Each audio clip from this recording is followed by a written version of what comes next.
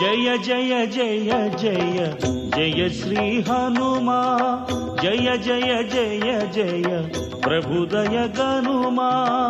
భారతదేశంలో ఆడపిల్ల యొక్క గొప్పతనం, తనకి సుఖం వేరొకటి ఉండదు. తన భర్త సుఖం తన సుఖం, తన మరుదుల సుఖం తన సుఖం, తన అత్తవారింటి సుఖం తన సుఖం, తన పుట్టింటి వారి సుఖం తన సుఖం.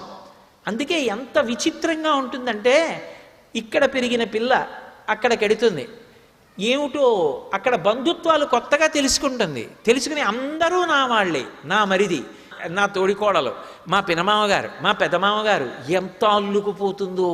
అందుకే లోకంలో 3 వానల్లో ఒక వాన దేని వలన పడుతుంది అంటే, సౌశీల్యవతులైనటువంటి స్త్రీల వలన ఒక వర్షం పడుతుంది. ఒక వర్షం రాజు యొక్క ధర్మం వలన పడుతుంది. ఒక వర్షం ప్రజలు పాటించేటటువంటి దైవభక్తి, ఆచారము, శాస్త్రమునందున్న నమ్మకం చేత పడుతుంది. కాబట్టి ఒక వర్షాన్నే నిర్ణయించగలదు స్త్రీ, 2 వంశములను ఉద్ధరించగలదు. వాళ్ళ సుఖం తన సుఖం తప్ప తనకంటూ వేరే సుఖం ఉంది అని ఆలోచించదు. సీతమ్మ సమస్త స్త్రీజాతికి ప్రతినిధిగా అంత కష్టంలో కూడా అమ్మయ్యా నాకు బాగుండాలనలేదు. రాముడు బాగుండాలి, లక్ష్మణస్వామి బాగుండాలి, జనక మహారాజు గారు బాగుండాలి.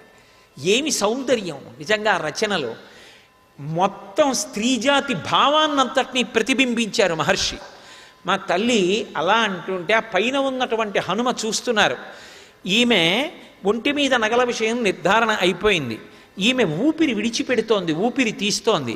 ఈవిడ యొక్క తేజస్సు చూస్తే పట్టి పట్టి గమనిస్తే, మట్టి పట్టిన పట్టుపుట్టాన్ని కట్టుకున్నా, అటువంటి నగలే పెట్టుకుని ఉన్నా, ఈమె యొక్క తేజస్సుని పరిశీలిస్తే వశిష్ఠుడిని విడిచిపెట్టి వచ్చినటువంటి అరుంధతియా, లేకపోతే ఇంద్రుడి మీద కోపం వచ్చి వచ్చినటువంటి శచీదేవా అని అనుమానం వస్తోంది. కానీ ఈమె అరికాళ్ళు భూమిని తాకుతున్నాయి. ఈమె ఎందుకో గాఢంగా నిట్టూరుస్తోంది. ఈమె ఖచ్చితంగా సీతాదేవి. కానీ ఈమెని పలకరించడం ఎలా? ఆర్తితో పైనుంచి చూస్తూ అడిగారు, అమ్మా సురాణాం అసురాణాం వా నాగ గంధర్వరక్షసాం యక్షాణాం కిన్నెరాణాం వా కాంస్త్వం భవసి శోభనే. అమ్మా నువ్వు దేవతలకి సంబంధించిన దానివా, యక్ష గంధర్వ కిన్నెర కింపురుషాదులకు చెందిన దానివా? నీ యొక్క లక్షణాలు చూస్తే మనుష్యకాంతలా ఉన్నావు, నీ యొక్క కాంతి చూస్తే దేవతా స్త్రీలా ఉన్నావు, నీ తేజస్సు చూస్తే రాచపుత్ర స్త్రీలా ఉన్నావు. అమ్మా నువ్వెవరో నిజంగా చెప్పమ్మా, నేను ఎవరనుకుంటున్నావమ్మా? నేను సీతమ్మని అన్వేషిస్తూ వచ్చిన వానరుణ్ణమ్మా. రావణేన జనస్థానాత్ బలా అపహృతా ఇది సీతాత్మసి భద్రంతే తన్మమా చక్ష్వపృచ్ఛత. జనస్థానంలో రావణాసురుడు రాముణ్ణి లక్ష్మణుణ్ణి దూరం చేసి ఎత్తుకొచ్చినటువంటి సీతమ్మ అని అనుకుంటున్నాను. అమ్మా నిజం చెప్పమ్మా, నా యందు అనుగ్రహించమ్మా, నీ దర్శనాన్ని పొందాను అనుకుని పొంగిపోతున్నానమ్మా అన్నారు. చెప్పాను కదా, ఆయన వంక చూస్తే ఆ వానరం మాట్లాడుతున్నది పరమసత్యం అనిపించింది ఆవిడికి.